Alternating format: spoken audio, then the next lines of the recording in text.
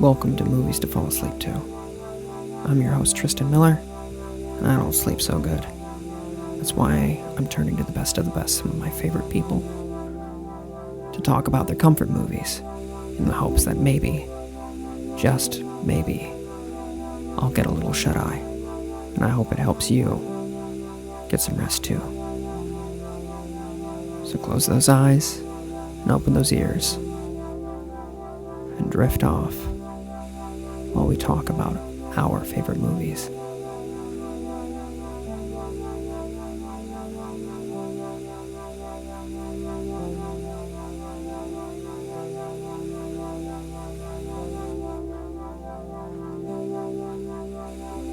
Hello everybody, my name's Tristan Miller, and joining me today is Taylor Ruddle. Hello, I'm great. Thank you for having me. I've never done a kind of sleepy time podcast before, but I think it'll be a lot of fun. Yeah, it should be. It's a nice, relaxed effort, and I think what's going to be very fun about this is I'm so angry at you, and I'm going to have to keep this kind of energy going for most of it, because we're talking today about the film Kangaroo Jack. And you had a very specific story that I'd love you to relay to the audience about why this is one of your comfort movies. Absolutely. So when you pitched the show idea to me, it was as movies to fall asleep to, and I'm sure I do have some ones out there that would make good films to do this for, but I just had this memory of being about somewhere between 8 and 10 years old, and I grew up in the countryside and moved to the city when I was probably more like 10 years old maybe, because I moved to the city at this point. But my sort of best friend and I used to do these long sleepovers of, a week at a time during the school holidays, where he would come to stay at my house and I would stay out at his place.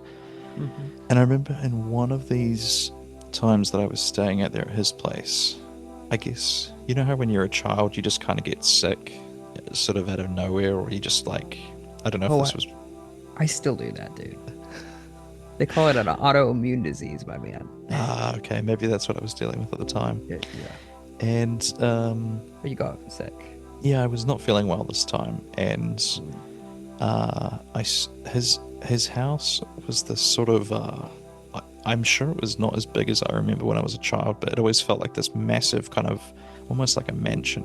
Maybe 4 or 5 sort of bedrooms. It had an attic that they turned into a library. It was all wood panelled, and it was a really cool house. It was one of those ones that they bought the house somewhere and then sent it on the back of a truck to the new location. I'm sure you've driven past those before, where they're like transporting a house. Oh, yeah. Yeah, they did that. And so wasn't feeling well. And I think we spoke about this off the podcast, but did we talk about cable TV in America compared to like Sky TV here? I don't think so. I'm kind of aware of it. But... Yeah, we always used to hear about this mythical like cable TV when we were kids in American television shows, and it was never a thing here. It was always straight to satellite TV. Yeah, and so you'd hear them in like Malcolm in the Middle say, Stevie's family just got cable, and then there was this idea that they had like unlimited TV channels. Do you know what I'm talking about there? Mm-hmm. Yeah. So we had our sort of version of that. It was called Sky TV, which was, I guess, satellite in the States. And they had this channel that was called Sky Movies, and it was, I guess maybe it was the equivalent of like how in HBO you could just turn on the channel and there'd be movies playing kind of non-stop. Is that the kind of same thing? Yeah. And I kind of miss those services because I watched so many movies from like the middle onwards that I wouldn't have sat down and watched anyway, but I just was flicking through channels, or I was turn the TV on to have some background noise, and then I thought, oh hey look, Men in Black 2's on, I guess I'll just watch this from the middle of the movie.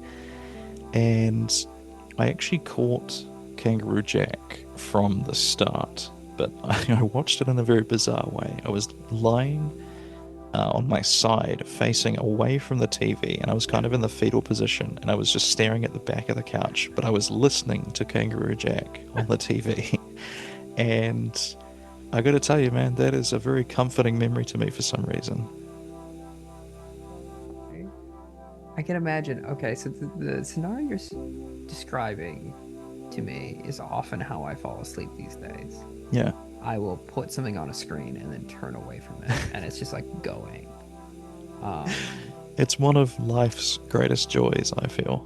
Specifically on a couch where you're like in that little nook. Yes. Yep. It's Exactly that. so embryonic. It's so Hmm. nice. So I can imagine the fondness that you have for this film based off of that. Yeah. But yeah, I I had would. I had seen the movie beforehand. It was just Oh, one of those it was one of those ones where it's like Shrek or something where you can just put it on at any point and sort of be happy to kind of just sit through it, if that makes sense. oh yeah, yeah, yeah. When you're familiar enough with it, you're like, oh yeah, it's this part, and that's Yeah, it. yeah, Yeah. exactly. We had that as well with a few films growing up. But that's a very specific memory, and really, there's Uh-huh. something that is so beautiful and vulnerable about like being sick on the couch and Hmm. watching like daytime television or Mm. whatever. Yeah, Um, or like growing up, we would have like AMC or Spike TV or whatever, and you yeah, would catch, all of, half of episode 2 of Star Wars and all of, yeah, Revenge of the Sith back to back because they were doing some sort of marathon or the Lord of the Rings films or yeah, whatever, and yeah, it's yeah, just like going. absolutely. And I do agree with you. I think with obviously the rise of streaming services, I would simply love an option to be like, let me just, what my algorithm, what I Yeah, like, shuffle, chuck it up, and I'm just at your, I just have wonder it why. playing, I wonder why they haven't done that yet. Because yeah, like you say, Spotify can do that for you, Mm-hmm. but I would also love to have like it's taken out of the hands of me, and it's just they just literally pick a lineup, and then Yeah. it's at 7 o'clock this is what's playing, and you can watch or you don't watch. That's fine. We don't care. Yeah. But yeah, I will say this as someone who has been more and more in the middle of America lately. People still do just watch cable TV. yeah, Like streaming services are big, obviously, but then like people still pay for cable or like have basic cable where you're like, yeah, I'm just gonna watch yeah. this, and that's fine. Do But you get the sports packages with cable? depends. It really Yeah, just depends on how much you're willing to pay, yeah. and your local team, like the Minnesota Vikings and the Minnesota Twins in Minnesota, will play on a basic cable channel, like on Fox or Oh, something. cool. Yeah. But if you want to watch the Chicago White Sox, you have to pay, or you have to go to Right. the MLB.com or whatever. Yeah, So it's very it's regional. that's one thing I'm jealous we don't really have as much in New Zealand is you don't have like the local radio stations. You do have a few, but I think they're it's almost like they're a lot smaller than I imagine them to be in the States. Like is it Twin Peaks that has that stereotype of the like I saw a meme, it was like I wasn't built to be an office drone. I was built to be a small town radio DJ who asks too many questions and gets embroiled in the monster case of the whatever. It's like, Yeah. am I just romanticizing that, or is that still kind of like a thing over in the It is States? absolutely not a thing in America at all. Ah, it's a Radio shame. is pretty much dead. Yeah, Damn, unless that's you're a in like shame. really rural, like Alaska or Montana or Wyoming. Like unless you're like, there's some places that are like really held down, like that. Yeah. But the majority is like, why would we listen to the radio? I say that, and it's also a generational thing because like people who are boomers or whatever, like in that era, are listening to radio, and sometimes I will listen to it myself because you do want the paralysis of choice is Mhm. just too much. Where I'm like, if I'm flicking on the radio, they're gonna play whatever song. Mm. I know this is an oldie station, so I know I'm gonna know the song. Yeah. We'll just call it good. But yeah, no, not really as much, unfortunately. I would Oh, say that's a New shame. Zealanders use radio more than the average American, actually. Oh, okay. Well, that actually I don't mind so much. Yeah, which is makes sense. I feel like since it's a smaller place, there are smaller pockets of community. But I Mhm. also say this as a perspective of someone who's done like radio shows to promote comedy here. Yeah. you know. Whereas like the drive-by radio show in or callback radio is just dead in the States. We just Yeah. don't do it.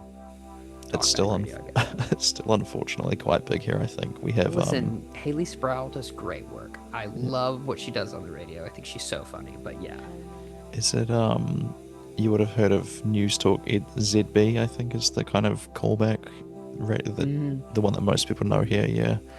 Um it's mad though because I've had relatives and co-workers that they still have it in their head that like anything on the radio has been fact checked or is like kind of okay. is kind of valid because Yeah, they'll start spouting off something they heard and you'll be like, where have you heard this information? And they'll say something like, oh, they were talking about it on the radio the other day. And it's like, what were you listening to? And it's always talkback radio. yeah. Which And it's is just, yeah, the whole format of that is some insane cunt comes on the radio and goes, "Well, this is what I bloody think," and you're yeah, like, "Well, exactly. what?" Yeah.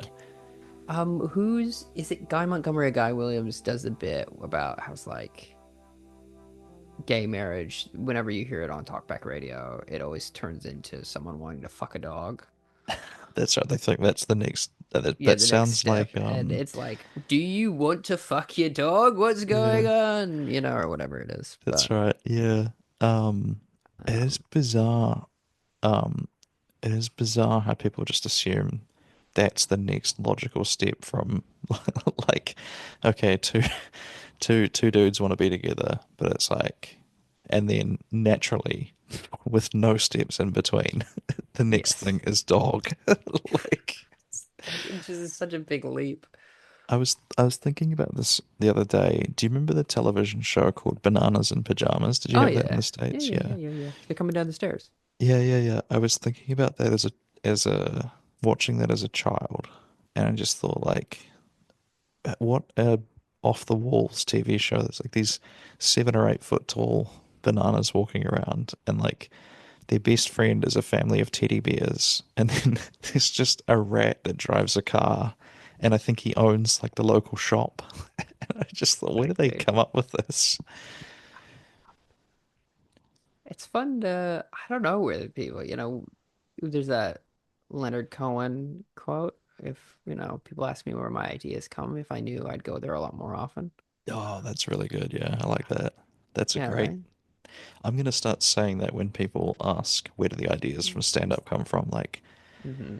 I always want to ask people back that it's like, it's like, do you literally never have any ideas throughout the day? Absolutely. Like fending off ideas is something I did long before and after I started doing stand up was like, yeah, they Yeah. just don't stop.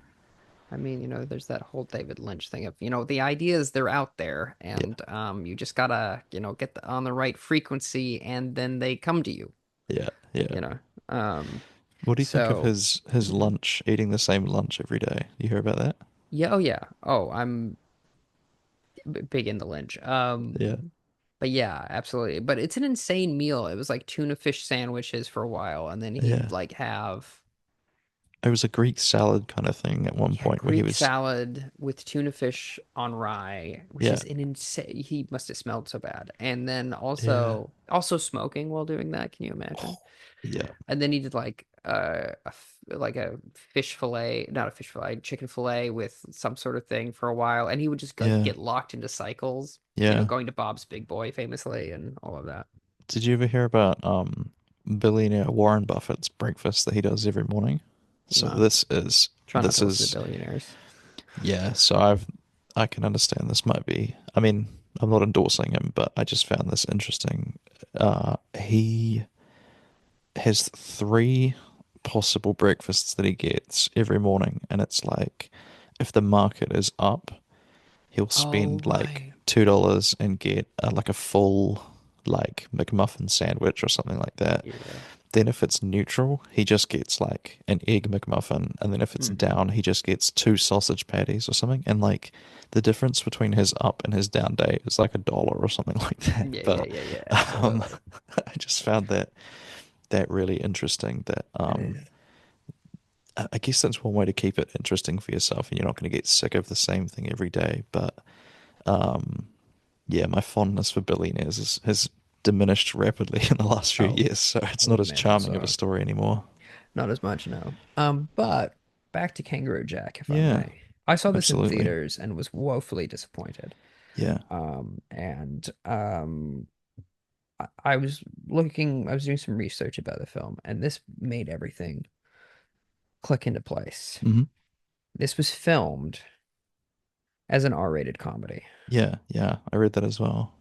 And because, I was watching it and I was like, there's something off about this movie that's not working. And it felt like to me, sometimes when a studio needs to take a loss on a film to make a tax, it felt like that. It felt like, okay, we're gonna go to Australia, we're gonna move Yeah. everyone out there. It's gonna be a It's an expensive huge shoot. loss, Yeah, yeah. and we're gonna be able to claim a fair amount on our next tax quarter or whatever. Interesting.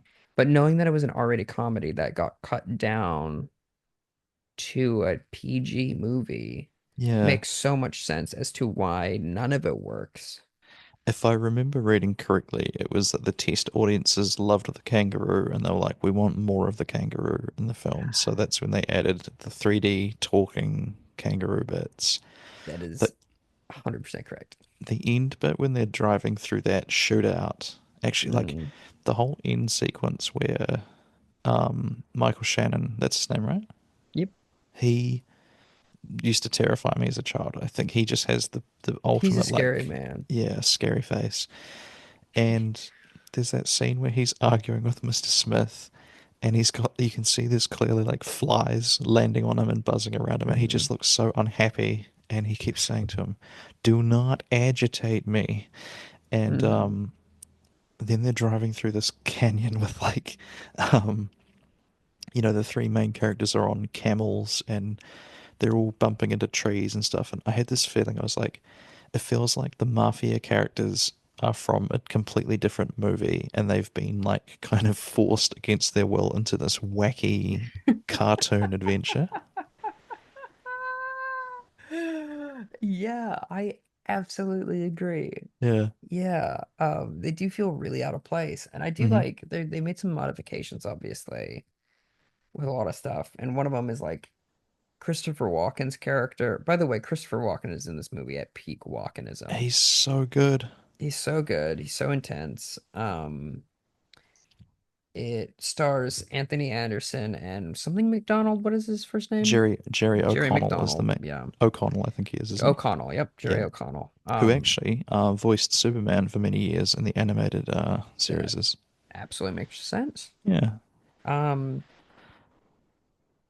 and then Michael Shannon is one of the hench people. Basically, for those of you who are listening and don't know the plot of Kangaroo Jack, basically these two guys goof up and end up owing the mob a lot of money, and then in order to make it up for it, they're going to do a drop off from Brooklyn, New York to near Sydney, Australia, Yeah. with this package of money, and then that'll even them out. That's the main inciting incident. Hmm. And then what happens is they find a seemingly dead kangaroo because it got hit by them, and they dress him up in a jacket and sunglasses because he looks like a friend of theirs from back home, Jackie Legs. Jackie Legs. Do you actually know And this? Why is legs a gangster thing? Like they'll refer to so and so as like legs. It's like apparently a really generic gangster nickname. I would imagine because it means he's fast. Oh yeah, that makes sense. Good at running from the cops, that kind of Yeah, thing. yeah, Okay, that yeah, makes yeah. perfect sense. I Yeah, would assume. I don't know. I've never yeah, been in any sort of organized crime, only yeah, disorganized crime. yeah. So I Hell was like, yeah. what are we doing here? I don't know how to evade taxes. But they dress up this kangaroo, and then the kangaroo hops off with the money, and then Hmm. they have to chase down the kangaroo, and various things happen along the way. Hilarity ensues. Hilarity. Well, something ensues. Yeah. I feel like you have a pretty big fondness for this film, Yes. and I am starting to really understand people's perspective when I'm like, I love Phantom Menace, and they're like, you Interesting. cannot believe you cannot, because Yeah. I feel like, yes, I understand you have a fondness for this film, having Uh-huh. watched it a lot as a kid. As an adult seeing it for the second time, I am just infuriated Yeah. by it. You know what I mean? I will say this. I'm not trying to defend the film at all. Like I Oh, true, understand, yeah. and I was and I remember seeing it as a kid, and so we could talk about this a little bit. I feel like another thing that comes into play with the sort of rapidly or the rapid rebranding of this film is that the commercials, they only showed all of the like wacky, oh look, the Yes. kangaroo's talking and he's hopping around, and so you go into it thinking it's going to be like a talking animal movie, and it's Yes. this like weirdly serious thing where they're about to die a lot, and you're just Hmm. like, what was that all about? Absolutely. That was one of the reasons I walked out of the theater so upset because it Yes, came out in yeah, 2003, so I would have been like yeah, 12 or yeah, whatever. yeah. And Snow Dogs also came out this year, which Yes, is one of the that reasons was they another pivoted. talking animal movie, wasn't it? Exactly. And so everyone's Yeah, like, yeah. And then all the commercials, like the main one I remember was they had the kangaroo doing Rapper's Delight by the yeah, Sugar Hill Gang. yeah. And I was like, that sounds so much fun. Hmm. And then it's just like a mob movie. It's just like a Yeah, bad Coen Brothers movie or yeah. whatever, you know? And then there's those scenes from the bloopers where he's doing like an Hmm. impression of Doctor Evil, and he's like, "I shall call him a Miniru," and Hmm. like Austin Powers. What another 2000s kind of um, Yeah. cultural artifact that is. And the other, I think probably what I was expecting as well is, did you ever watch those movies called The Incredible Journey? No. So it was like these three animals. There was what are those? A golden retriever, and he was called something like Shadow. There was a pit bull kind of dog, and he was called like Ace or Rex or something like that. And then there was like a Persian or like a ragamuffin or something kind of cat, and she was called Sassy, I think. And Yes, it's coming back to me they now. they somehow got separated from their humans, and then they Hmm. had to, they have to get across the wilderness from, it looked like it was like Montana or something, like somewhere Yeah. real kind of like out in the middle of nowhere. I think that's probably what I was hoping Kangaroo Jack was going to be like. But yeah, I remember being really angry as well the first time I saw it, being like, what the hell did we just watch? Yeah, absolutely. And it's also like,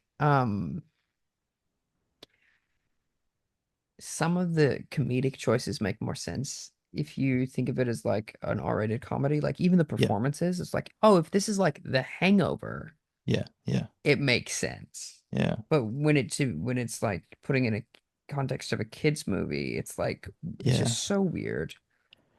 Um, Because there's a lot of really adult situations that they get put in. Like, do you remember when Lewis, mm, he needs help delivering a bunch of stolen televisions, yeah. and he's evidently just been given the keys to the stolen truck, Hmm. and who knows where he's got to get them to. And like, I remember they make a reference to, oh, hey, how was I supposed to know that they were using greyhounds to smuggle diamonds? And like, Yeah. I had no clue what any of those words meant when I was a little kid. I just kind of heard like gibberish, you know? Yeah. And you're sort of like, I also didn't realize the whole mafia protection racket thing. Like, he's got the cell on at the Sure, start, yeah. but he only gets to keep 20% of the take or something like that. Hmm. And I had no idea what that was all about when I was a kid Hmm. either. And it's a lot of really, really serious situations that they're in at the start of the movie. Yeah, absolutely. And what's crazy about this film, I will say, is the fact that it is such a serious situation, Yeah. and the two leads don't seem to understand that they're gonna No. die at any moment. No. And like it's just unbelievable and stupid because like you don't get the sense because what should have happened, and this couldn't happen in a kid's movie, is like there should have been a third person that they just kind of like pick up or like have a guide, and then that person dies, and then all of a sudden they're like, oh no, shit, we could really die Yeah, in this that's right. situation, you know? Yeah. Whereas like they're like even when they're in the pub and then there's like, great, I got a bush pilot, let's go. Blue. Yeah, Blue. That's the perfect Aussie battler name. Absolutely. G'day, mates. My name's Blue. And you're like, of Like course you're Blue. Blue. There's a like Jerry O'Connell is just like, yeah, that's a great idea, as opposed to, Yeah. okay, let me just like process this, sort of Yeah. thing. It Yeah. just, there's no stakes to the entire film, which the whole film is predicated on like they could die at any moment if they get caught up with. And so it just like and they survive like a literal like a plane crash in the middle of the Yeah. bush. Um, yeah, Yeah. you said that your first laugh was 33 minutes, and when they call that number and the phone Yeah. is in the back of Blue, who's just passed out's like pocket. Hmm. Um, Which is that a solid gag. yeah, that's a great gag. What was the one that got me? The first laugh out loud moment for me was, do you remember when they're on the plane and he tastes that like red Yeah, yeah, candy yeah. and he's like, Yeah. "Oh, this is horrible," and then Lewis just grabs it, immediately puts it into his own mouth and goes, Hmm. "There's nothing wrong with this. Stop being such a baby," and puts it back in his pocket again. It's an insane thing It's to so do. gross. It's really gnarly.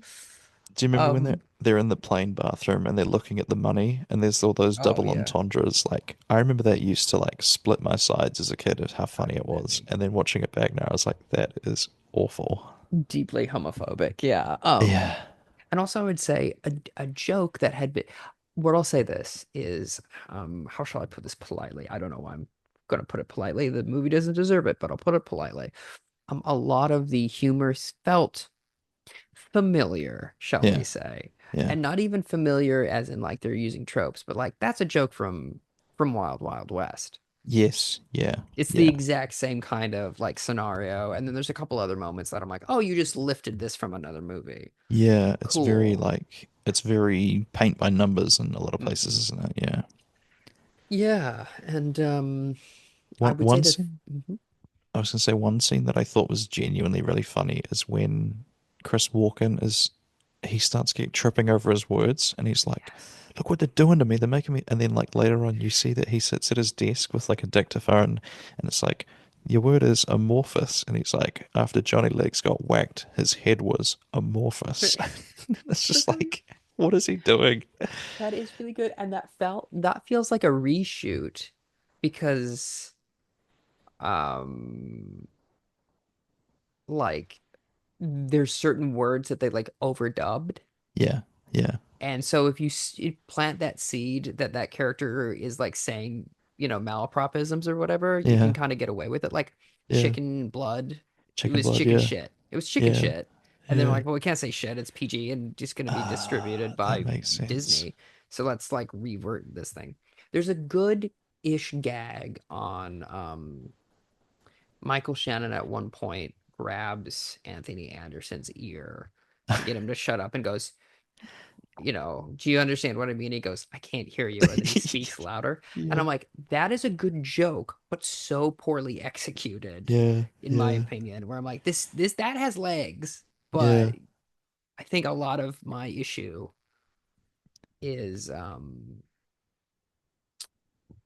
both the leads are doing just a very poor job at acting. I don't have yeah, another way of putting it other than I think the acting is bad. And generally, I'm pretty generous to actors, as I am one. yeah, And this is an insane script that they've been given, admittedly. yeah, It's fucking stupid. But also, like, these are two pretty funny people. I've seen them be funny. Like, yeah, Jerry O'Connell, he's been on After Midnight a fair amount. He's yeah, really funny on that show. yeah, Anthony Anderson has, several shows that he's been funny on. And it's just like, wow, they just are not good, which is weird. Just yeah. weird.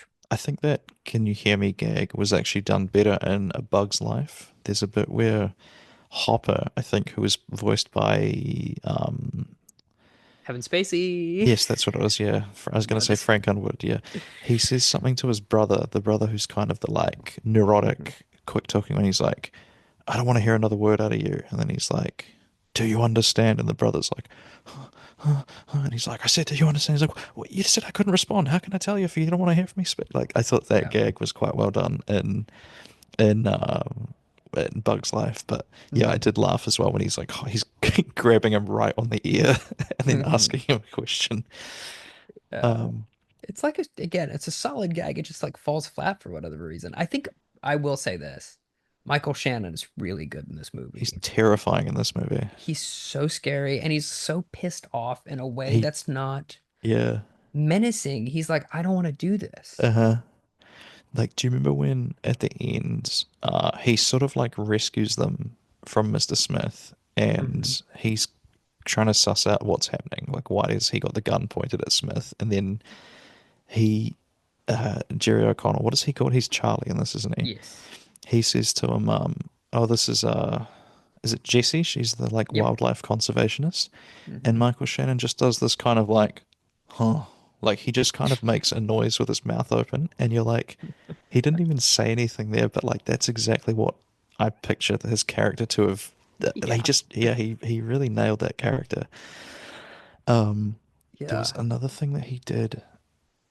Funnily enough, I actually thought that was like his stepbrother or something.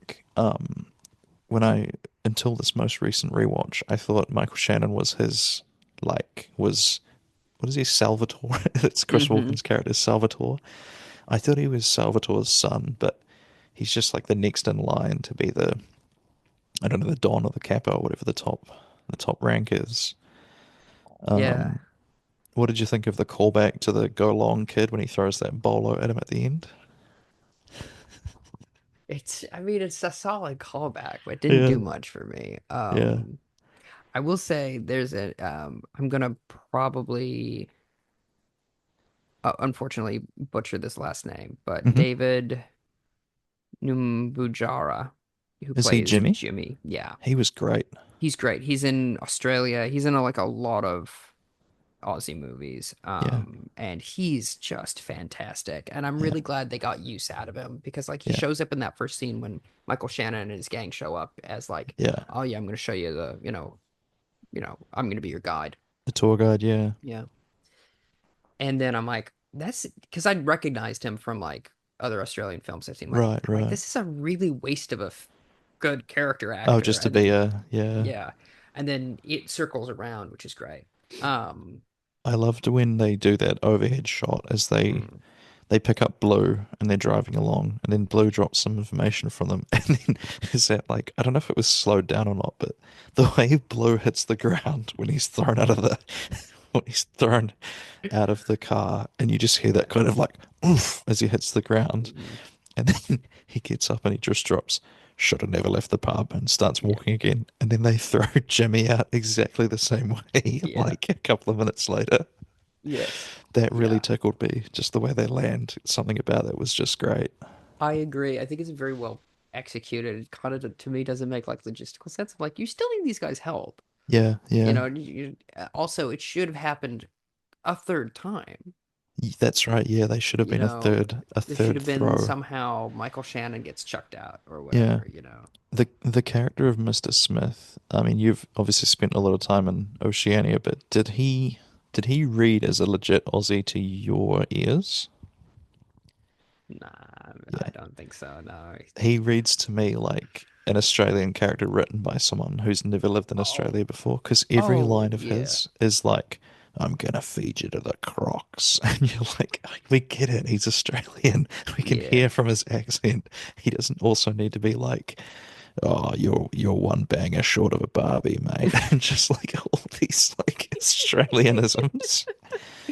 Absolutely. He's from Invercargill, by the way, that actor. Wow. Yeah, from God's Own Beautiful Aotearoa, New Zealand. So they couldn't find an Australian actor to play Mr. Smith.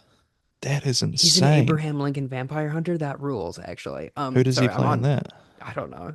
I'm I'm just on I his IMDb. I But love I'll it. say this: he's also on The Amazing Spider-Man. This guy's got a good career. He's Not killing it. bad. He's killing He's it. in Cuckoo as well, which is a great film. Wow. It came out last year with Peter Brilliant. Schaefer. From Invercargill. Wow. Yeah, not bad. Not bad at all. But yeah, no, I was when you said did he seem like an actual Australian? I was like, Yeah. he's clearly like hamming up his accent, whatever Yeah. accent that is. And so it makes sense that he I was reading his mother's Australian, but if he was from That here makes going, sense. oh, let me do it. You know, I would just was emceeing a show here in Auckland and so one of someone's bits was talking about Australian politics. Yeah.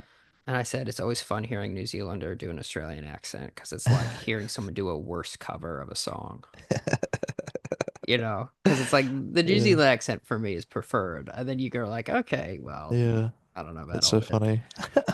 Don't know about all that, mate.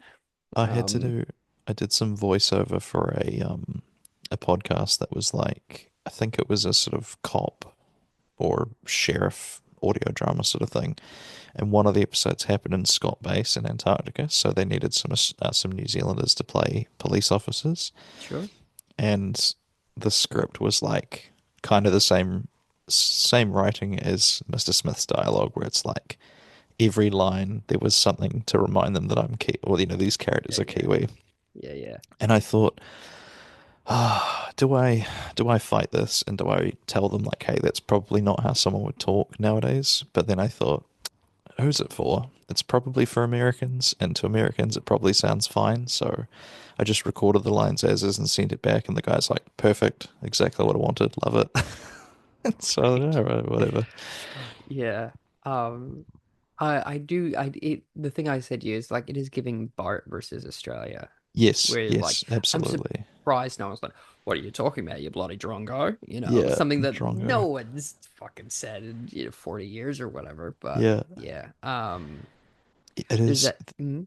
There are bits where it's very like, because the pub keeper lady, she's like, oh, the phone's next to the dunny, That and they're was what I like, was about to bring up. pardon me, and then she's like, the crap of the thunderbolt, whatever it is, and Yeah. you're like, how stupid are these two characters that they couldn't figure out what she was meaning?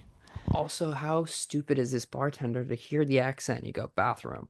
Yeah, Everyone I hear specifically like here, I've gone they go the restrooms over there because they know that's what we call it yeah, yeah. because America makes its presence known globally.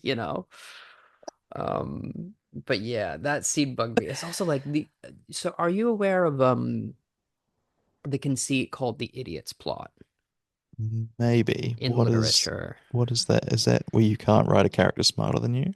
No, but Okay. that's an interesting concept. Can I Yeah. write a character smarter than me? Apparently it's really hard. It's like, are you familiar with Al Murray, the stand-up comedian? Yeah. So his character pub landlord is kind of like a boorish, racist, xenophobic sort of, Hmm. geezer. But the problem is that like he himself, I think, is a left-leaning guy who like, it's like, yeah, you have to be kind of smarter than your character to write it well. To write a stupid character well, you have to be quite Hmm. smart. But the problem is the people that this character appeals to were kind of people that were like him unironically. So Hmm. yeah, it's a little bit of, I don't know if it's a paradox, but I know it can be tricky trying to Yeah. come up with something like that. But yeah, sorry. What is No, the idiot's Idiot's paradox? plot is very simple. It's a piece of media where the plot only works if everybody's an idiot. Oh yeah. Okay. And that's this film. It's like Yeah. there's so many moments where I'm like, you just need to be doing these three things Yeah. and your life will be fine. Yeah. But then it does have the twist at the end where you're like, oh, actually, it's kind of good that they don't do things Mm. well. Mm-hmm. Yeah. But like I think I feel that way about Deadpool versus Wolverine as well. I watched them like this is fun, but everyone's so dumb in this movie. Like Oh, they're all interesting. absolute schmucks.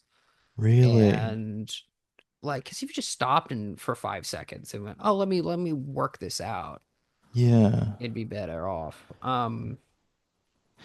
Are there Yeah. also, maybe, is there a thing where like I feel like in dialogue in movies, um, people will have like a real quick misunderstanding, and then Mm, they won't make any efforts to clarify or like kind of, yeah. wait, no, that didn't come out right. Let me try again or whatever. And sometimes the entire movie is based on everyone reacting to this misunderstanding or whatever, and you just like, I feel like you would have another chance to explain yourself in real life if that happened. Oh, absolutely. Um, Yeah. But I was yeah, gonna, it's good. what did Sorry. you think of the bit at the end where, um, it's like, I guess the character of Charlie, the main character, his arc was kind of like he's sort of just been passive in his own life for 20 something Yeah. years, however old he is, and so by the end it's kind of that zombie land, nut up or shut up, I guess, is the arc, right? Oh And yeah. he what is his turning point? It's when he grabs his scissors out of his pants. Of course they have to get a gay joke in there beforehand, and you're like, Hmm. oh, did we really? Is that, yeah? So, Yeah. what does he say? Reach into my pants and thingy. He says. go Anthony out like a Anderson's, man. We all have yeah, urges or something like that. Or like his first instinct is to say, "Oh, he wants me to beat him off." Like, what? what is What kind of friendship do you have here? if I may kangaroo jack him off as well. Yeah, Yeah. there we go. Yeah. But then he, I I actually quite like that scene where Anthony Anderson's got the rock and he's telling them about, I'm guessing it's a tall tale about how he was like the starting pitcher Mm-hmm. for the Little League Yeah. in Taiwan or something. And Yeah. then he just drops this tiny little nugget where he's like, the villagers call me Song Luk Dong, which means big black man pretending to be 12. And that just Yes. changes the whole lore. Like, how old was he then when he was a starting pitcher in this Little League? That is a really good gag. Yeah, I Yeah, liked it. I did get that. Yeah, I like that a lot. And I Um, always liked how he swipes the shotgun from them and he's like, my name's Carbone, which means skinny white boy with a gun. yeah. And then when he's like, Smith's coming at him and he's like, what makes you think you got the stones to kill me? You know what? He probably said something more Mm. Australian than that. And then he just goes, I'm a hairdresser and cocks cocks the shotgun. You're just like, I quite liked that, but like, it definitely is playing off of that stereotype that like men who hairdress are not manly, Yeah.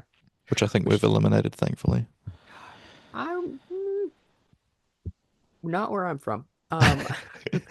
What is so interesting though is like men who hairdress are not manly, but if you're a Mm. barber, that's respectable. Yeah, It's like it really has to do with like, oh, if you're it's the clientele, yeah, which is silly because if you think about what's more gay, a man who's talking to women all day or a yeah, man who's yeah, only talking to men all day. yeah, exactly. Not that Isn't there's anything wrong with either, but homophobia is really so fragile and flawed, isn't it? yes, it is, and it's also rooted deeply in misogyny because it's not Yes. even like men don't like the idea of men having sex with other men. Men hate the idea of a man behaving like a woman, Yeah, yeah, that's it. which Eh? is Oh, this like, guy oh, spends all this time with women. Yeah, it's like that's. a whole other kettle of fish. I've always thought those two phrases, like, if someone's a man's man, it means Mm, he like fixes things and whatever else it is, he can um build things and whatever it is. But then if you're a ladies' man, it's like you're a player. So you're like, hmm. if you're a man's man, it's like it's not consistent. Do you know what I mean? Ladies' man and Yeah, yeah, man's man. yeah. It's like, yeah, it's. I've always tried to turn that into a stand-up bit, but it's too obtuse apparently. I would say I don't think it's obtuse per se, but it is giving like 1968. Good You point. know, Yeah, might be you a little know, bit out of time. yeah, but like it's which would mean it would do well at comedy clubs. Yeah, It's like a yeah, kind of classic style joke. yeah. That's true. That's true. But it is something like that sounds like George Carlin probably wrote that down and then like chucked it in the That's bin. You that's a know, great point. Yeah, you that's a know, great point. it's like there's that.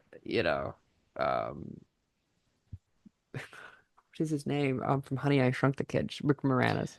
He Yeah. did a parody of George Carlin, All right. and it's just going beats, eats, beats, Yeah. beats me, and that's the whole thing. And apparently Carlin watched that and went, "No, he's right. I gotta fucking change my whole act. I've been like Wow. really not. I've been like literally on Ed Sullivan or whatever with note cards and like on Johnny Carson like with note cards and like just really not just coasting. So Wow. one That's moment, really I'm getting fascinating. a phone call. Yeah, we can pause it if you need to.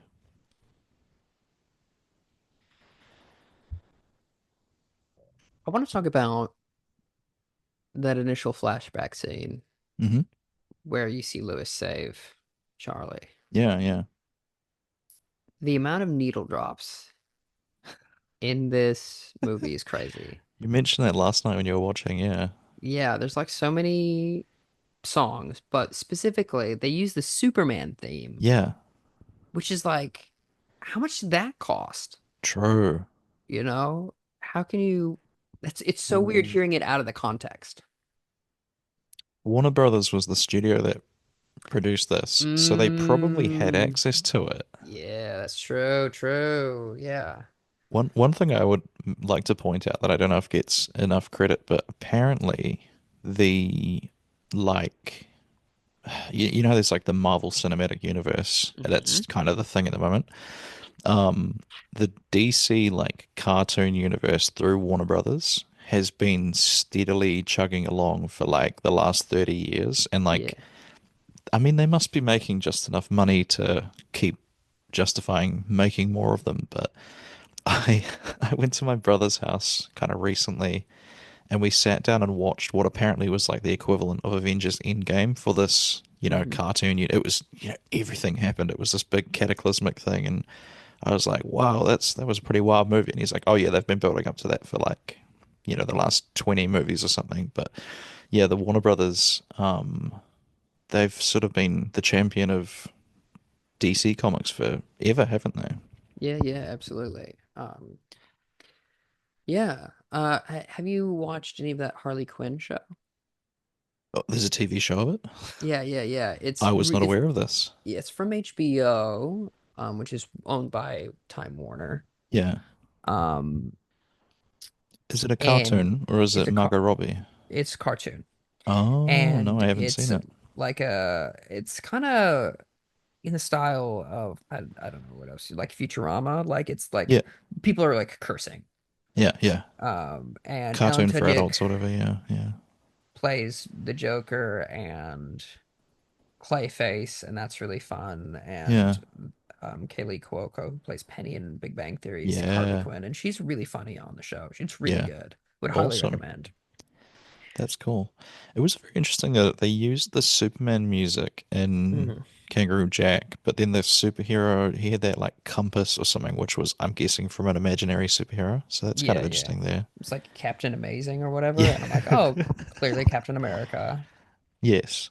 Um, Or I wonder if yeah, maybe they couldn't get Batman or something for that because you'd think they would have the rights to everything, but well, if I may, well, just because a company is distributing it doesn't mean they are the ones who are creating the film. So that's they true. Yeah. so they probably didn't have the rights to do it while they were making it, but then Yeah. in post they're like, yeah, we'll just slap the Superman theme on it, no worries. True, true. That would make a lot of So sense. it's weird to That's think of John Williams getting royalties from Kangaroo Jack. Imagine if that was his biggest earner, like was just the sleeper hit of like he's like, oh Lord, the Kangaroo Jack check's gonna come in any day now. The that Oh, that theme song is so fascinating because did John Williams also do Back to the Future? ooh, I He did think so. Yeah, I think he did so. Let me double Star Wars check. as well, right? Yeah. Yeah, he did Star Wars, he did E.T., he did Close Encounters, Yeah. did a There's a lot. there's a round of Beats by Bingo, which is musical bingo that I host, where it's TV and movie themes, and people, as I learnt, people are not like obsessed with films like us, and so people actually can't distinguish between the Back to the Future theme, the Superman theme, and the Star Wars theme. They all sound the same to the average Hmm. person. It's Alan Silvestri did Back to the Future, actually. It's not John Oh, Williams. okay. But you're saying, yeah, people can't. Yeah, Superman and Star Wars sound the same to the average person. They are quite similar. They're both in the Yeah. key of C and they're both John Williams and they're both big booming things. But I remember I had an annoyance and I was like, don't be this pedantic. But I was working at a preschool and part of it was like space themed. Uh-huh. And we had a like playlist going and someone was like, ah, it's Superman theme. I'm like, this is Star Trek The Next Generation, you Yeah. fucking idiot. Yeah. Yeah. And it was a 5-year-old. No. No, but it was just like you don't know what you're talking about, and that's fine. You don't need to. It's No. space music. That's what matters. Yeah. I also had this realization kind of recently, like, there's the culture of like binge watching. Yeah. Um, I think you and I both do quite a few references to pop culture in our acts, like, Hmm. either it's impressions or just references or whatever. And I'm always being kind of surprised, like, how do you guys not get that reference to the audience? But we've been watching well, a little bit of Severance on the TV. And I don't normally watch stuff on the TV because I can't afford all the streaming services. So like my flatmate's figured out how to he basically repurposed a laptop and that's like the media hub Yeah. for the room. And so now I've been watching TV shows like most people I imagine watch it, which is like phone in the hand and you know Hmm. media on the TV. And yeah, you pick up maybe like 75% of you get the gist of it. But I'm like, oh yeah, no, I totally see how people aren't getting every Yeah. single little reference that I make to things on Yeah. stage. Absolutely, yeah. I mean, that's one of the reasons if you watch a Netflix show and you're not on your phone, why the Netflix, like, they repeat what's going on in the plot Yeah. so much. And Previously, admittedly, yeah. though, admittedly, like, if you watch sitcoms without a commercial break, they Yeah. make no sense because at the end of the commercial break, they say, I can't believe that this happened. And they just summarize the first act, That's you know, right. because, you might be tuning into the middle of the show, flipping Yeah, through the that's true. channels. We've been watching this old anime. It's called Shinzo, and it's like, do you remember the TV channel called Jetix? Did you have that over in the States? Man, So I don't know what that I is. think Fox Kids might have been the like American version of it. It was like Mm, just one of those dubbed cartoons, and it's bizarre to watch shows like that have a lot of commercial breaks without actual commercials because it's always yeah. fading to black, and then Hmm. straight away you're back, and it's like you're like, oh okay, yeah. I remember like watching like Digimon or something after school, and it was like, yeah, these moments of peril, and then you've got to wait. I actually, how long is a commercial break? A minute or something like that, maybe? 30 Uh, seconds? like a minute and a half. Yeah.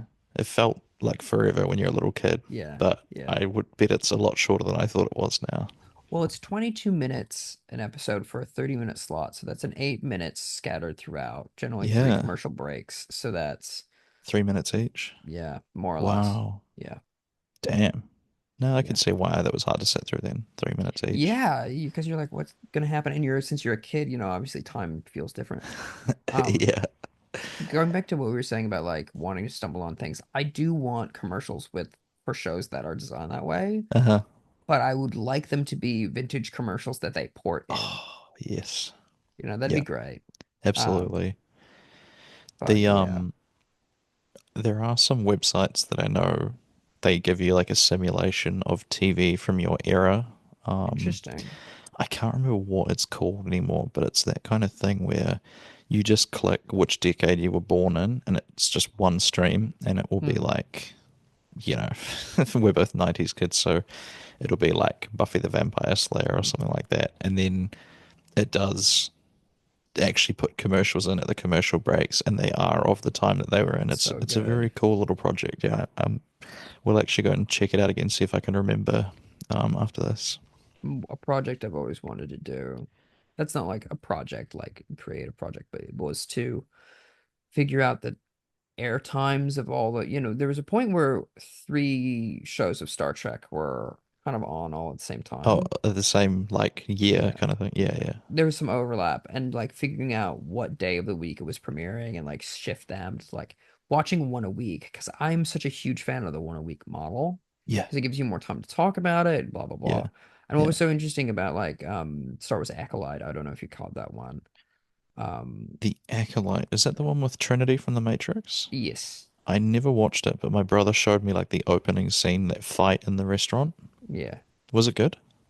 I will say this. I liked the world, I liked the characters. I didn't like what they decided to do with those two things. Ah, I see. I think there's going to be a season two. I'm not Uh-huh. sure. So that excites me. Yeah. But it was the first one shot knowing that there were going to be commercial breaks because they had changed Disney Plus's plan. Whereas, like, if you're watching The Mandalorian, it just cuts in the middle of a scene that they Yeah. kind of hope is about the right time. Whereas, like, Oh no. with Acolyte, you watch it and then it goes, "Yep," and here's a commercial, and Yeah. then we go back, which is, Wow. I think, really interesting. We've really come full circle then, haven't we? Because Absolutely. supposedly none of these streaming platforms are actually profitable or something, right? Like, No, yeah. um, which business just baffles me because like apparently Twitter has never made profit either or something, and it's like, but it's been around for 20 years. Like, have they just Ye- been hemorrhaging money for this whole time? Well, what it's been doing is you have that initial bit. We're so far away from Kangaroo Jack at the moment, but what you have is that initial investment from venture capitalists who will invest in your company, presuming it will be profitable for shares in the company. Yeah, But what was interesting about Twitter not being profitable was Jack, the founder, but it presumably had a majority share. yeah, and they were like making some profit here and there, selling data and selling ads and stuff like that. But then, of course, when Elon bought it, he hit a huge loss, and it has been in the red Free ever fall. Yeah. since. Wow. And then now Tesla is having that same thing, which is good. I really hope it drives them insane. But it's weird. Business is absolute crack up. Like you have Mm. no idea. Like really, all business is being charismatic and convincing someone to invest in an idea. It You is, know? isn't it? It doesn't matter if it actually works or not. Yeah, no. Once you have the money, you have the money. Yeah. And Um, I'm trying to be more that way, to be honest with you. And then, because it's not honest, but it's not dishonest, but it isn't well, it's how the honest. world works, isn't it? It's just, yeah, it's kind of like, well, it's not if you can't beat them, join them. But I'm like, I'm Don't. trying to be more Yeah. business minded in that way of like, well, not everything needs to nourish like your heart and your soul and all of this. Sometimes you're like, Yeah. I just need to make some money, Yeah. you know? That's unfortunate. Yeah. It's don't hate the player, hate the game to an extent, isn't it? Yeah, truly, which is, unfortunate, but like also one of the reasons I'm down here. Y'all are like less that way. Whereas Americans will lie about anything if it means they get a bit Oh, of money. I right, don't know if you've right. noticed this about us. We're kind of dishonest as a people.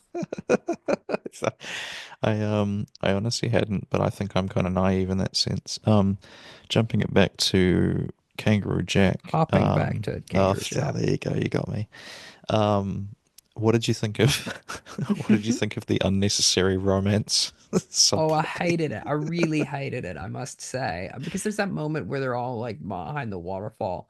And there's some points in that scene which I would have loved for it to go in a different direction. Apparently, by Uh-huh. the way, Jerry O'Connell did a fully nude scene for this film that got cut. Like full Man. frontal, saw his whole hog, and they were like, no, we can't do that, which is Oh interesting. man. So, which says Give to me us that, the give mm, us the uncut version, Warner Brothers. or cut, depending on what his Oh situation yeah, is there we there. go. I What mean, I'm religion he saying, is. Hey, there we go. but which says to me that waterfall scene probably was a placeholder for whatever that scene was. Like they swapped it True. out.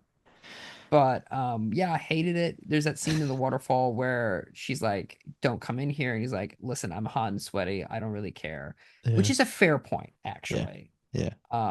He could have waited and taken turns, but like also Yeah. if you're like in that crazy situation, I'm like, I'm not, to quote Short Round, no time for love, Dr. Jones. You know what I mean? This is what I mean by this movie stakes make no sense, Yeah. where you're like, okay, so you're gonna just pop a boner in this lagoon, Yeah. but people are gonna trying to kill you. Yeah. What are you It's talking about? yeah, it's very like it almost feels like the network or the execs or whatever were like how come there's no romance scene? Maybe that was it. They filmed maybe it was a comedy scene first, and then they were like, well, no, actually, the people want a romance scene, and really, like the one part I did like I'll acknowledge like it's a beautifully shot like Oh yeah. waterfall, and I did really like how they're both trying to play it cool, like, well, no, that did nothing for me. So they, kissing each other again, whatever. And then Jerry O'Connell's character is like, look, I got to be honest with you, this is the most sensual, romantic moment of my life. And then you just hear Lewis come screaming and cannonballing off the top of the waterfall, whatever it was. Like, I did find that felt a little bit subverty, which I liked. But I remember as a Yeah. kid being like, we don't need this. Like, what? They can Give just me be the friends. give me the talking kangaroo. Yeah. Um, Bring back the Absolutely. kangaroo. I Bring him think back. I agree. I think the cannonball is really fun, and it does feel like out of a Disney movie, doesn't it? Yeah. Yes. But it's Yes. also one of those things of like the way I would have like for peak comedy, because they do Uh-huh. like a close up on Anthony Anderson running, and then it cuts Yeah. back to like coverage of these two. Yeah. It's like you keep it in a wide, you just see the two, you have our Yeah. two leads, and then you just see him enter the water Yeah. in Yeah. the background. Yeah. That would be So great. much funnier. Yeah. There It's was just one. There was people one are so scene. afraid of a wide shot these days. Yeah. There was one scene that I quite liked. Do you remember when they when they shoot the pilot in the back of the neck with that Yeah, blue. tranquilizer dart, blue.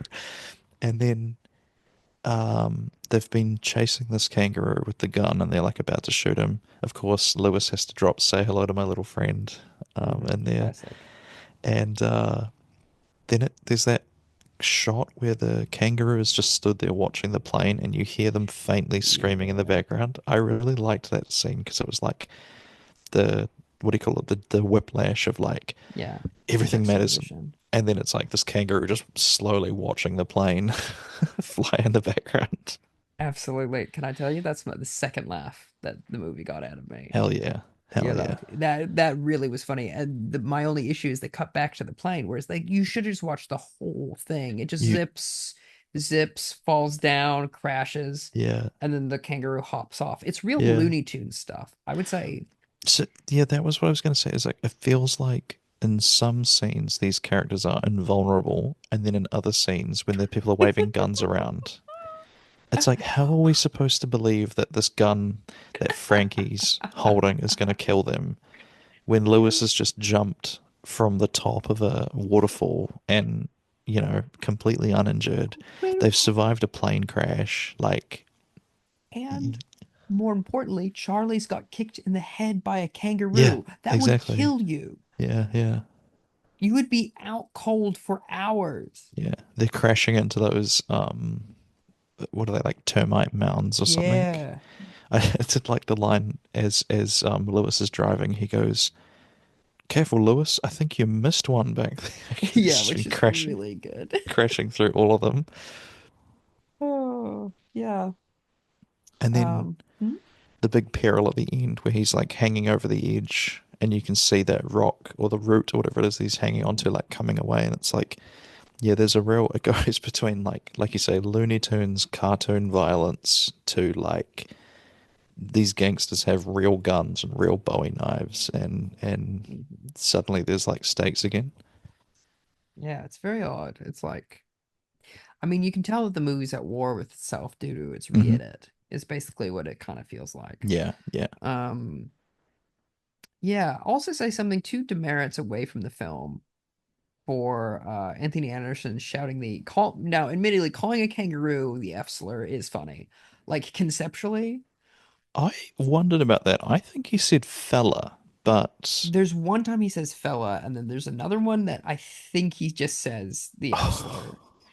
The shortened version. oh yeah, Um, okay. but regardless, conceptually, that is funny. Like if a gay person were to say that, hilarious. To a kangaroo. Yeah, to a kangaroo, really funny. You Yeah, know, it's like calling a penguin a cracker. I mean, like, what are yeah, we doing? Like, it's yeah. absurd. But coming There's in the context of the film, it is. And then also Michael Shannon using the R word to describe our two right at main characters right at right at the the end. end. Yeah, Not necessary. Like, they just had to get it in there, didn't they? yeah, man. I He mean, it's calls them. It's a string of expletives, isn't it? yeah, it's pansy ass. Pansy ass R words. Yeah. Yeah, yeah. Wow. I Which was is gonna say like as well. I googled this after the after the movie. How smart are kangaroos? how And smart a like, kangaroo is. if you go for the Wikipedia, like I'll quickly just Google this now because Please do. depending on who you ask, it's a different answer. It's So, either really dumb or really smart. well, it's like so how Google now gives you like An AI, yeah. yeah.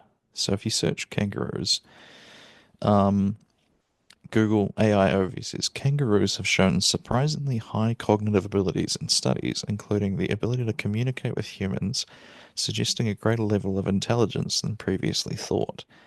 And then there's like, a few articles and stuff about how smart they are. But if you go to like the Reddit thread, that's like r/Australia, and it's like, "Hi, I'm an American here, and I wondered how smart a kangaroo is." The comments are just like, they are dumb as a bag of hammers. Like, if you look into their eyes, you can see the back of their skull. It's just Yeah, a like, bunch of bloody Duncans, aren't they? and yeah, it's like Yeah. if you believe the Australians, who I'm guessing are constantly, scraping them up off the side of the road, Yeah. they are the stupidest creatures who have ever lived. From my understanding, they're a lot like in the middle of America, we have deer, Yeah, you know? Yeah. and they're just like constantly getting in the way, and Yeah. they just don't know how to behave at Yeah. all. And that's kind of the equivalent. But that's so funny Yeah. because, like, is Kangaroo Jack an idiot or a genius? Yeah. I think You part know? of the that's part of what's funny about this movie is the kangaroo is not really being he's not antagonizing them at all. The kangaroo is just trying to get away. And like, yeah. It's like it's almost that Wile E. Coyote. Do you remember there Yeah, was I a was gonna say it's yeah. giving Roadrunner for Yeah. sure. Yeah. Yeah. Was there a thing in the handbook for Wile E. Coyote that was like the Roadrunner shall never directly harm Wile E. Coyote, like all of his injuries shall be his own doing? Mm-hmm. And I feel Yeah. like that's this movie. Yeah, absolutely. Yeah. I He's guess he, they he's do. just trying to live his life. Yeah, he's literally trying to. Oh, I hated that scene at the end where he brings his family to the like. Oh, he's got and it's like, I already liked the kangaroo before that. I didn't need to Hmm. see this little scene here. Also, it adds nothing, and also something that does bother me Yeah, also about every time Charlie interacts with the kangaroos, he goes, "Hey, little guy." I'm like, a kangaroo is big. he's massive. He's a massive kangaroo. They He's refer just to him as a hunched boomer. over. They refer to him as a boomer, which is like apparently a slang for like a large red kangaroo or something. Mm-hmm. Um, the what was the other thing I was going to say? It was about the intelligence of kangaroos, or it was, oh, I think the movie kind of lampshades the fact that a lot of their failures are their own fault because when they run into Jessie, her solutions are like, oh well, it's hasn't we haven't had a lot of rain, so they'll probably be going to this river, and then instead Mm-hmm. of flying after him in a plane with a tranquilizer dart, it's like we're going to make these bolos. And Mm-hmm. I think maybe the movie does sort of point out that like these two are idiots, and someone with a bit of common sense would actually get this done quite efficiently. That's what I'm saying. Idiot's plot, Yeah, baby. yeah. Because the other thing is like a normal person wouldn't have put his jacket on a dead kangaroo. No. Like that's a disgusting thing to do. You're gonna Yeah. want to burn that Yeah. jacket. It's Yeah. like, what are you thinking? That's what he puts it on at the end, and you're like, that is gonna stink like kangaroo. I don't know what kangaroo stinks like, but it's a wild animal, so it's not clean. Yes, not clean. But to Charlie's point at the end of the film, had he not done that, because the twist is they are delivering money to the person that is going to kill them, Hmm. which is really quite clever, honestly. Like that's Yeah. really quite a good plan. Somewhere Um, very far away as well. mhm. And I think Smith even says to his guy, like, yeah, make it look like an accident, eh? Just a couple of yanks out of their depth, or, some Yeah, kind of yeah, thing there where it's like, don't make it look like a hit, like a yeah, mafia hit. absolutely. Yeah. And then also like $50,000 Yeah. US In 2003. in 2003. That's like ten to $15,000, right? No, sorry, $100 there, Yeah. or Yeah. yeah, with Australian, which is like that. There's a moment as well where they offer Jesse, who's like this wild conservationist, Yeah. they're Yeah. like, "Hey, we'll give you $4,000 to help," and I'm like, That's right. $4,000? What is that going to do? Yeah, I was like, for her efforts of trying to get Bilby's back, that's Mm. gonna do Mm. nothing. And then she drops that like straight away to come work for his I don't understand. shampoo company at the I end. don't know her motivations. I don't understand any of these I people. I feel really bad because like she's Did you have you clearly watch this? but she's clearly a really interesting character, but she's basically delegated to being like his trophy at the end of the movie. Do you know what I mean? Like Yeah. it's she's obviously way smart, way smarter than all of them. What? And Mhm. no, go ahead. So what would be interesting is if you told the movie from her point of view, you spend like the first 15 minutes getting to know this gal, and then all of a sudden these two fuckheads show up Hmm. and ruin her life for a couple of days. Yeah, That's an interesting movie. yeah. I I think one of the reasons I don't like the romance scene is I sort of it feels like almost like rewarding stupidity or kind of I sort of look at it, I'm like, yeah, of course they're going to get together, like because that's what Yeah. Hollywood was doing at the time, was well, no, it's a man and a woman, and they're of course going to fall in love with each other, and yeah, I don't know, it just felt very like, oh, that's the expectation of what's going to happen, so of course we're going to do that, and Mhm. I don't know, it would have just been nice to see her kind of at the end be like, well, you guys are clearly insane, so I'm just gonna keep doing my conservation thing, and we had a nice kiss in the waterfall, but like, I'm What not is a gonna, kiss? yeah, and oh, I had one other thing I was gonna say there. I've completely forgotten it. Oh, we were watching Bloodsport the other day. You know the Van Damme film. Absolutely not. So that movie, just as an aside, is hilarious because it takes place over the course of like maybe a week, and like Jean-Claude Van Damme's character is, I think he's supposed to be American, but he's still got the Belgium accent, Of course. and he meets another fighter called Ray something, and Ray's like another American. And these two guys meet each other in a bar. They play a couple of rounds of like Street Fighter against each other, and then that's all it takes for them to be like lifelong best friends. Ray, I think Ray tells him that he loves him within like the first couple of days, Oh wow. and when, spoiler, he avenges, Ray gets beaten by the big bad guy, and then the guy takes, he's wearing a Harley Davidson headband because they really needed to telegraph that he was American. Um, the main guy gets his headband back and hands it to him in the hospital, and they clasp hands, and he says, "Hey man, your whole life, if you need anything, I'm there." And you're just like, you met this guy like 2 days ago, and you guys are already like soulmates. Like, what happened? Yeah.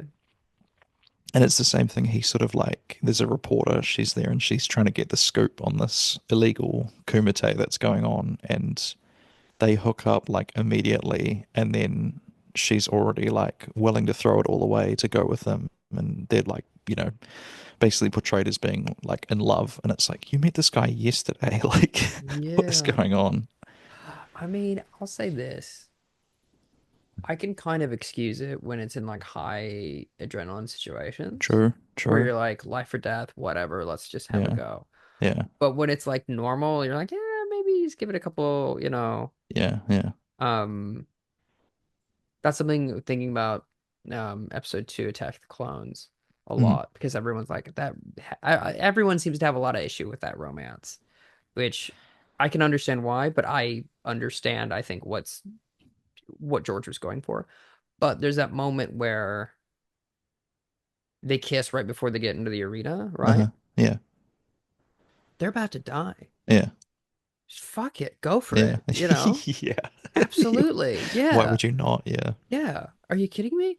And that's yeah, something that everyone's like, what are you talking? Like, yeah, no. If I was either of those two people yeah. and was opposite either of them, they're both so hot, is Mm, the thing as well. mm-hmm. I think that's something that specifically straight male Star Wars fans don't understand about Hayden Christensen is like, he's He's a a cutie beautiful. patootie. Yeah, he's a beautiful man, Oh, objectively, awesome. like so handsome. Yeah. So even if he's like acting kind of funny, he is really hot. So like, what are you fucking gonna do? What are you gonna do, baby? Hey, the heart wants what the heart wants. Exactly.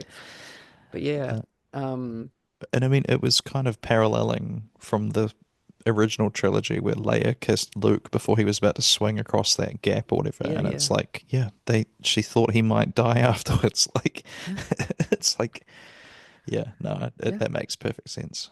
yeah. Have you seen any of the sequels to Kangaroo Jack? I didn't even realize there were sequels I think to it. there's 4 of them, and then there's Oh a cartoon my God. series. Oh The cartoon God. series, he like talks and is like, "Good on, I'm So Kangaroo they Jack." so they actually made I those believe so. fantasy sequences into, this is staggering. I had no idea I there was. believe so. Let me triple check here for you. But by the way, the fantasy sequences are some of the most um successful parts of the film in my mind. Oh my God, there is a sequel. It's called Good Day USA. Yeah, Kangaroo Jack could die USA. Oh my God, I had And no then idea. And it's only a year later. that's crazy. Oh, by the way, this has a 9% on Rotten Tomatoes. Just so you're aware. Kangaroo Jack. Yeah, Oh, it's wow. which is fucking brutal. How did it get that high? Okay, so this is really upsetting to me, Hmm. actually. I'm getting people, I'm Googled it just Hmm. now. People also watch the Kangaroo Chronicles. That makes sense. Hmm. RV seems like an attack.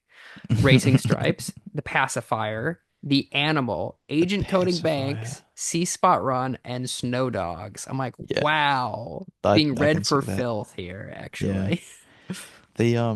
The pacifier, what a movie that was with that whiplash of like cartoonish Looney Tunes violence, and hmm then oh no, that there's some terrorists that are trying to kill us. There is, yeah, G'day USA is, I think Kangaroo Jackie Legs, a kangaroo, is kidnapped by a group of poachers from the Australian outback. So his friends embark on a mission to save him, which takes them to the glamorous city of Las Vegas, Nevada. Do you want to do a sequel? Should we reconvene in a week, having I watched I G'day USA? I feel like that's a great idea actually. Yeah, that's Oh, I will endeavor to watch it. Yeah. I would definitely release that into the main podcast feed and be like, hey, if you want to know what you're missing over on movies to fall asleep to, it's this dumb bullshit. But yeah, basically, I would give the movie a not a second thought Mm, is my yeah. rating. But you know, it was fun to revisit, and it was Yeah. fun to know, like, oh, there are some things that I do like about the film. Like, I think Yeah. Blue as a character is a great, like, Incredible. Aussie stereotype of like, Yeah. even when he's introduced, Charlie like downs a beer and like two drinks. He goes, Yeah. any American that can drink like that's all right by me. And I'm Yeah, like, that's right. fucking absolutely, as he That said, an old bettler. a battler. It's like Smith is like what foreigners think Australians are like, whereas Blue is what Australians are actually like. You know what I mean?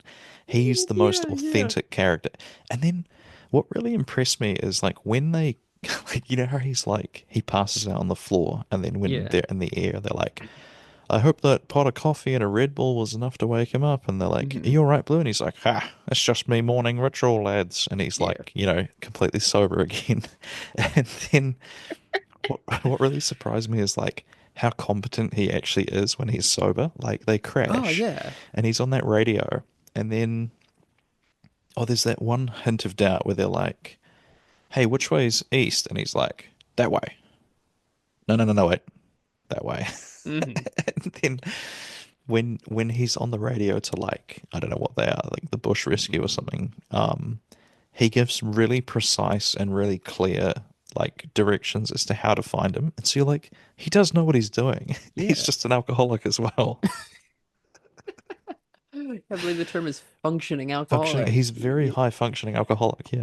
Yeah, absolutely. I mean, he, That that Mhm. shot of the barb sticking out of the back of Blue's neck, Yeah. and then they've foreshadowed like the three stages of falling unconscious, whatever. And hmm Blue's like, lads, the old optics are on the fritz, and you see his vision is like hmm going crazy, and then his hands stop working, and then he's just like out. Yeah. I do like that. I like as well that it's I think a particular kind of like Australasian calm in the force of like a bad situation, Yeah, and yeah, that's very culturally because he goes, and my arm seems to have stopped yeah, working, and like that's yeah. as troubled as he is about it. He's He's not real like, analytical, eh? he's like, oh, can you grab a hold of Yeah, the he's like, joystick, I can and work the pedals. Yeah, yeah, would really like that actually. It'd be quite yeah. helpful. He's a Um, fascinating character. yeah, I would love to have a movie just about that. I'm sure Just there is Blue. a movie about bush pilots out there. Probably, yeah. Yeah. I think the mafia guys were great as well. Like Mm-hmm. they almost felt like they were in a totally different movie to me. Like the hmm way Sal starts, like we were saying before, he starts to lose his he he he can't speak properly, whatever. And then the mafia guy kind of like he's like, it's okay, and he like sort Yeah, of yeah, calms him down a little bit. And like the weird thing is like Sal genuinely seems to love Charlie's mother because he's like, yeah. hey, my beautiful wife, like I got to do this for her. And he's like, look, you said you wanted to be a hairdresser. I didn't complain. You said you didn't want to like, hmm Sal seems like he's kind of trying to make it work, but these two are just insane and like screw up everything they do. Honestly, I really agree. I feel like as far as like mob bosses go, he's being pretty fucking reasonable Yeah. about the whole thing. Because the inciting incident isn't just like, oh, they owe this guy money or No, whatever. this It's is the like final they've straw. lured the police to the headquarters. Yeah. And so Yeah. operations have to stop for a while. Yeah. So And like yeah.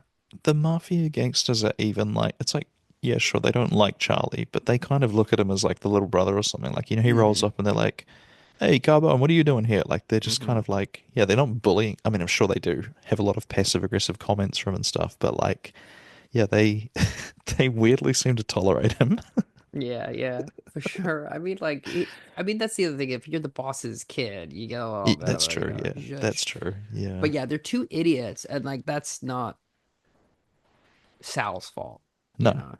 Yeah. no, But yeah, I think all the characters surrounding the lead cast are like really fun and more interesting. interesting than the main characters. Yeah, I would say Smith, though, is a bit overwrought in terms of performance in my he feels like a estimation. comic book villain or something, doesn't he? Yeah, he's like, all right, I'm gonna go do this. You know, it's like Yeah, very menacing all the time. Whereas like yeah, when he goes to the bar, he's like, I'm looking for a couple of Yanks. Whereas like it would be so much more interesting if he was like really nice to the bartender. yeah. That's right. You know, where he's just like, yeah, I'm very imposing, but also I'm just like asking you where these guys are. Yeah, You because know? he checks the number on his phone and he's like, Alice Springs, one of my favorites, and then it's like they've Mhm. never seen him in there before. Yeah. Also that also I do love he does got one of my favorites, which is like I don't know. I haven't been to Australia yet, but Yeah. I don't think people are going me that much. One of my favorites. I think one of my favorites. It would probably be more accurate, but I am also not interacting with Australian Yeah, criminals from 2003. yeah. Um, It. you seen that film Two Hands with Heath Ledger? It's another No, I Australian haven't. crime movie. It's like his first Oh, movie. someone's told me to watch this. I think I've seen bits of it. Can I tell you? Yeah. It's got a very similar plot to Kangaroo Jack now that I think about it. Heath Ledger is like this young kid who's a bouncer at a club and then gets kind of in over his head and Mm-hmm. trusted with money he shouldn't be trusted with. And he's like, I'm stressed out, so I'm gonna go take a nip in the ocean, a dip in the ocean. And then he buries the money that he's entrusted with in the sand, and someone steals it, and then it just, you know, goes out from there. And I'm I like, think I have seen this. it's good. I've only seen it once, and it was like probably a decade ago. But like, Is it Heath was so two? talented even from the beginning. Yeah, it's is it two? Isn't two TWO, TW? Oh, yeah, okay. because he's also Oh, a boxer.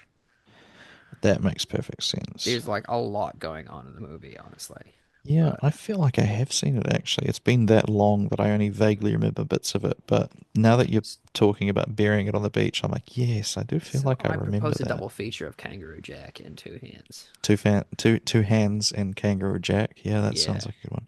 What do you think? Do you this is like just maybe just a general question, but do you have like the movie that you have hated the most that you've like Yes. if it's Yeah, I can Kangaroo answer Jack? you off right off the top of my head. I was just talking about it actually. It's called Death on the Nile. It came out a couple of years back. One of the Poirot Poirot. films. Yeah, I love Really? Poirot. But you hated that one. I do a podcast where I talk to a lot about Poirot called Amateur Detective Club. That is the Nice. single worst film I've ever seen in my life. Wow. In No. regards to a film that has a budget. Mm-hmm. Mm-hmm.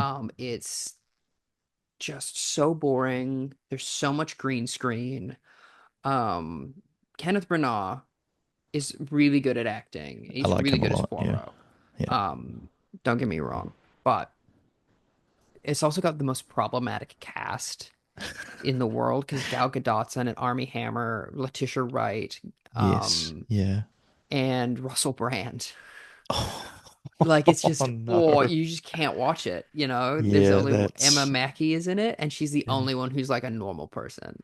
Oh my goodness. I've only Um, watched it once, but I don't remember a lot about it, so yeah. I saw it in theaters for the podcast, and it was so bad that the episode of that podcast took a year to come out because I was like, I don't Oh, want to edit about it. I don't want to think about it. I hate it. I yeah, hate it. I hate it.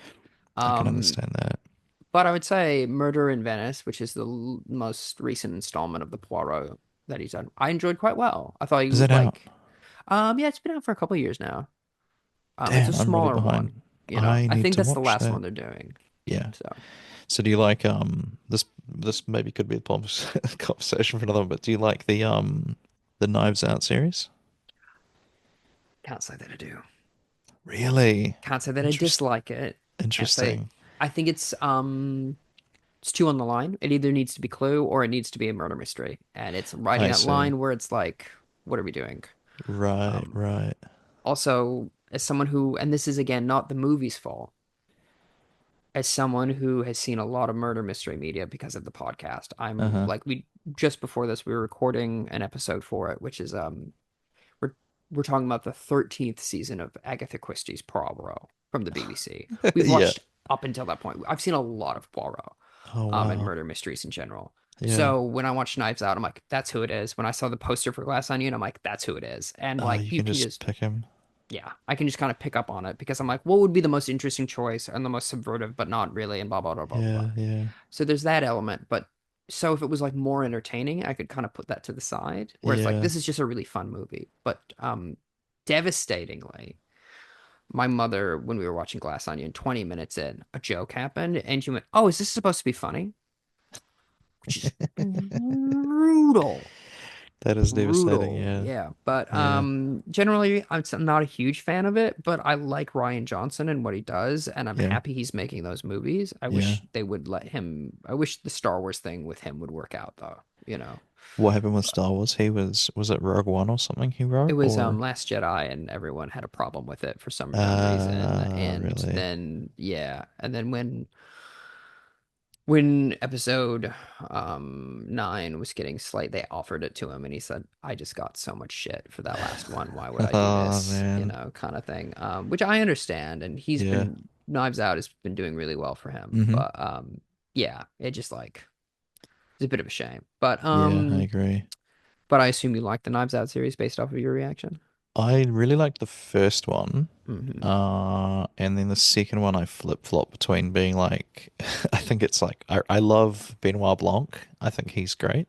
But the cast of the second one I found really annoying, like the Yeah, all the rich people. yeah, I really liked another Michael Shannon film. He's in the first Knives Out. yep. Yeah, I really liked that one, and I'm looking forward to the whatever the next one coming out is called. Is it Dead? I, It's called Dead Men something. I don't know, but it's being filmed now, which is kind of fun. Yeah. And I'm happy that Daniel Craig has found like something to do after Bond. Although it is kind of funny that he so badly wanted to be done with Bond, and then it's like, here's another franchise where you're going to play the same character every Yeah. time, and I think he's just happy not to be having to like jump across rooftops, and he apparently was just getting injured all the time in the Bond movies. I mean, that makes sense. And then also Yeah, on top of that, like Bond's very serious, yeah, and Knives Out is not. I will say this, my one of my main issues yeah, is that we don't know Benoit well enough for me to yeah, care. Because like yeah, the thing about like Poirot is the mystery is fun and a puzzle, yeah, but we like Poirot yeah, because he's yeah, funny and cute and like a certain way, or you like Sherlock Holmes because he's a certain way. You know, you really yeah, like the yeah. detective, whereas like my main issue with Glass Onion is that's a third movie as a second movie Uh-huh. because the third movie is where he's lost his mojo, baby. Yeah, You yeah, know what I that's mean? right. You have to Yeah, have set up two where you're like, this is the first one introducing the character. You kind of get a sense of who he is. The second one it really deepens that. And yeah, then the third one is there's a problem with what he normally does, and he has that's to solve a true. case in a new Yeah, way. yeah, that's right. Yeah, But we don't Ryan know a lot about him. famously loves to put the third one in the second one. So So I guess we'll maybe learn about him in the third one. We'll I see. guess. I hope. I liked Hugh Um, Grant being his yeah, husband. I thought that that's was really right. good. He's Yeah, like, what are you doing in here? You're yeah. playing Among Us again. I need you. I found that so funny how in the first one he turns up and it was just because someone's like left money at his apartment, and I always thought it's so funny that to picture him living in an apartment, like he seems like he should be living in like a cottage or I don't know. Yeah, Yeah, some sort of mansion on a hill or a yeah, seaside resort. Yeah. yeah.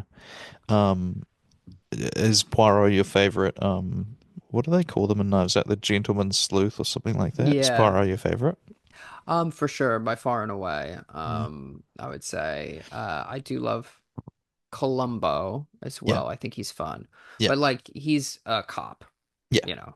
He's a cop, so it's not the same. Do you count? Um, Do you count? Who is he? Boondock Saints guy.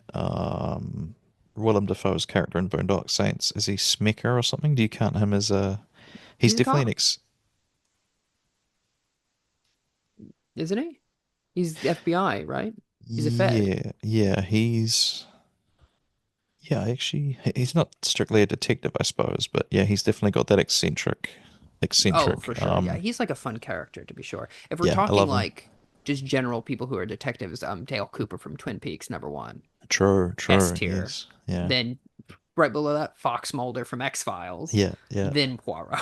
There I we love a go. fictional FBI agent that's looking into paranormal stuff, you know? Tier list. That should be a Yeah. Patreon exclusive as you do a tier list of your favorite eccentric detectives.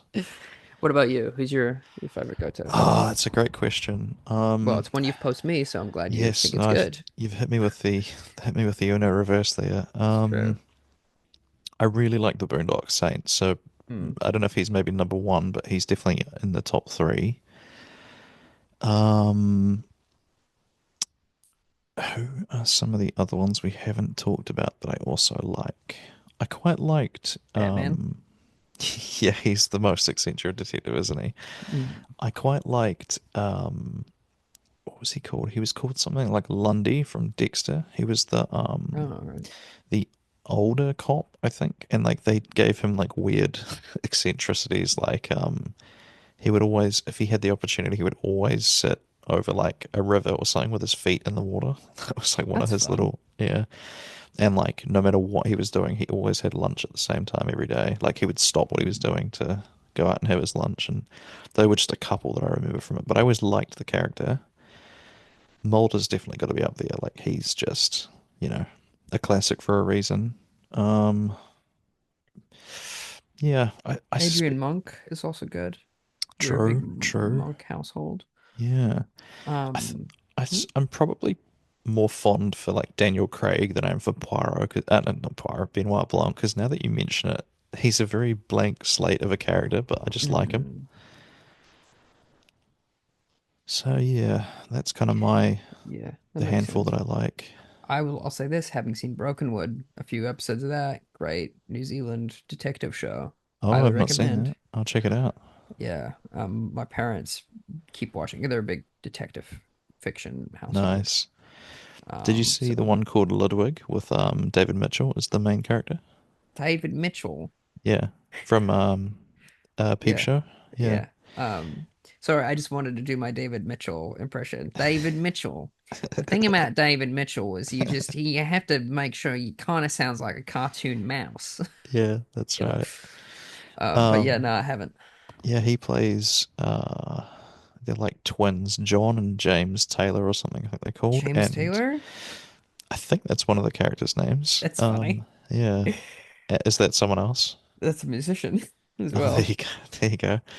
One of the brothers is like extreme recluse and he spends his days creating logic puzzles like Sudokus and that kind of thing. He's like, Mm, his pen name is Ludwig, and his brother's a police detective of some kind who goes missing. And so the plot of that is he has to actually leave his house and impersonate his brother to try and solve the mysterious disappearance of his own brother. It's very good. I quite liked it.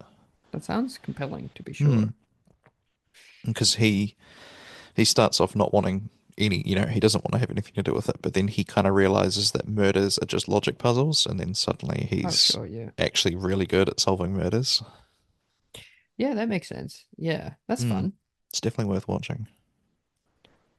Right. Anything more you want to say about Kangaroo Jack? I think we've really picked that movie to death. Um, Yeah, I would say this episode's probably as long as the film, so I hope, there's that classic podcasting trope. yeah, that's right. Take longer than the film took to discuss the film. Mhm. No, I don't think I've got anything to add. I hope you're whoever's listening, I hope you're having a good sleep right now. Yeah, Um, same. and yeah, no, I can't think of anything. Nice. Do you want to let people know where they can find you and what projects you got going? In case they Yeah, wake up right now. in case they One wake up moment. right now. Wake up! There we go. Just in time for plugs. Just in time for plugs. Yeah, so I much like I understand you will at some point. You've got a special dropping soon, don't you? Manic Yeah. Impressive Yeah. on the YouTube. Mm-hmm. Yeah, so I too am a person with a special on YouTube. Mine's called Panic at the Buffet. Go and check Very those out. fun. It's a good name, eh? Mm. Um, and then just yeah, on social medias, I am Taylor Ruddle Comedy. I've got a podcast called Ruddle Me This, which Tristan has guested on. By the point this comes out, the episode should have released. And I think what was the movie that I messaged you about the other day that I wanted to talk about on it? I believe it was Kangaroo Jack 2, Good Day USA. No, what was it? Just gonna scroll back quickly. There was a concept that you wanted to talk about, It breakup songs was as well. yes. I think we also should do Yeah, that. because I have a pretty whack one, to be honest with you. I Yeah. have one that's like, what is wrong with you? Oh, the F word. You remember that Oh, that paint uh, by colors or what if I think is another t title for it. oh yeah, yeah. It's a very paint by colors indie Mm-hmm. romance movie, but I would like to discuss it in more detail than is necessary with someone. Sure, And yeah. yeah, I'm always keen to do that, you know me. hell yeah. But yeah, Yeah. no, that's all my plugs. So just yeah, thanks for having me on as always. It's been a joy. Yeah, absolutely. And I'm happy that we could talk about, here's the thing. I often ask people, is it better to see a good film or a bad film? And I think seeing a bad film is such a like better bonding Nothing agent. nothing bonds you together like you both having to sit through a terrible film. Exactly. There's like True. two or three films that I'm like truly atrocious. And there are like, whereas like Kangaroo Jack is bad in a way that's like kind of fun. Uh-huh. But you're Yeah, saying, what's the worst film I've seen? I was like immediately Death on an Isle. And then I forgot about this movie, The Kid, I've which not heard of is that. about Billy the Kid. And Yeah. it's the only film that I've like walked out on. But I had to come back Wow. because my then partner was writing a review for it. So I was just like, I turned to her in the theater. I said, "Hey, I'm gonna go take a lap. I can't stand this." And she was like, Yeah. "Yeah, me too. I wish I could leave." Wonderful. I love But that. yeah, so it's always good to bond together with a bad movie. But Yeah. Yeah, yeah, it's been watching the bad movie sucks, but then talking about the bad movie afterwards is like the best. yeah, yeah. But thanks so much for doing this. It's been heaps of fun talking to you as Thank you always. for having me But as always. Yeah. yeah, I'm gonna end the recording now.